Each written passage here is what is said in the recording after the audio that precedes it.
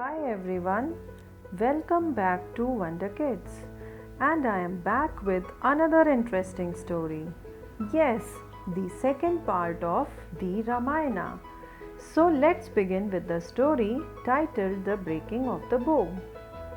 Demons had been disturbing the peace at sage Vishwamitra's hermitage, so he requested Dashratha, king of Ayodhya, to send his eldest son Rama to get rid of them. Rama and his younger brother Lakshmana killed the demons and restored peace in the hermitage. Sage Vishwamitra was pleased.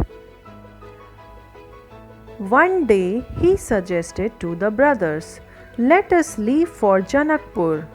"What is happening there?" Rama inquired. "King Janaka has organized his daughter Sita Swamvar. She shall choose her husband through a contest. Great kings and nobles want to try their luck." "What is the contest?" Lakshmana asked.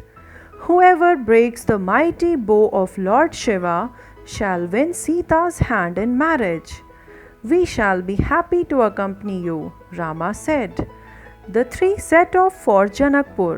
On the way, sage Vishwamitra explained, "The bow once belonged to Lord Shiva, but is now in King Janaka's possession. Sita is King Janaka's adopted daughter. He had discovered her as a baby in a furrow while he was plowing a field." After a long journey, the three reached Janakpur, a majestic city. It had lush orchards and gardens, lovely lakes and ponds with fountains, and fine squares and bustling markets. The royal palace had bejeweled tapestry and staircases. King Janaka received sage Vishwamitra and the two princes warmly. Impressed with Rama and Lakshmana's regal bearing, he asked sage Vishwamitra, "O sage, who are these warriors, resplendent like the sun and the moon?" "The gems of the Raghu dynasty, the sons of Dashratha, king of Ayodhya," sage Vishwamitra replied. At dawn the following morning, Rama and Lakshmana visited the royal garden to collect flowers for their morning prayers. There, Rama and Sita saw each other and were smitten. That night, Rama slept late. He kept thinking about Sita. Early next morning, an excited Lakshmana woke him up. "Today is the day of the bow contest." "Yes, Lakshmana," Rama smiled. Sage Vishwamitra, Rama, and Lakshmana arrived at the palace, prepared for the contest. It was teeming with people. "Have the bow brought in," King Janaka ordered.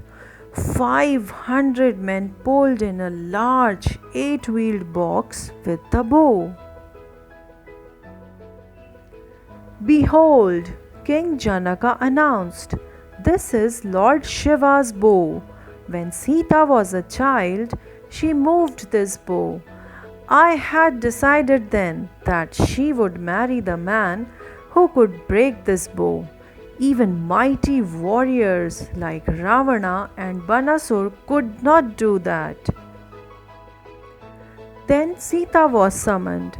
As she entered with her companions in hand, everyone was captivated by her beauty.